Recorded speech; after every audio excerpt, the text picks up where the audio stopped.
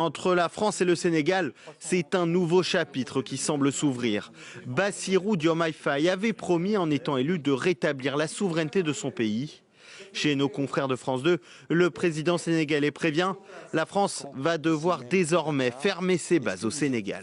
Est-ce qu'en tant que Français, vous envisagez de nous voir dans votre pays avec des chars ou avec des véhicules militaires, des militaires sénégalais avec les tenues sénégalaises? Comme ça, parce que sur le plan historique, la France a esclavagisé, a colonisé et est restée. Une annonce qui intervient quelques jours après que Jean-Marie Bockel, l'envoyé personnel d'Emmanuel Macron en Afrique, ait remis au président de la République un rapport sur la reconfiguration du dispositif militaire sur le continent. La France avait prévu de réduire sa présence militaire en Afrique, mais néanmoins de la conserver, avec notamment une centaine de soldats au Sénégal, tout comme en Côte d'Ivoire ou au Gabon. Le président sénégalais l'assure néanmoins, il ne s'agit pas d'une rupture avec la France.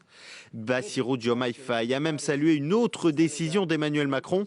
Pour la première fois, un président français évoque un massacre contre des tirailleurs sénégalais sur le camp de Thiaroye, il y a 80 ans. J'ai reçu aujourd'hui une lettre du président Macron dans laquelle il reconnaît que ce fut en effet un massacre.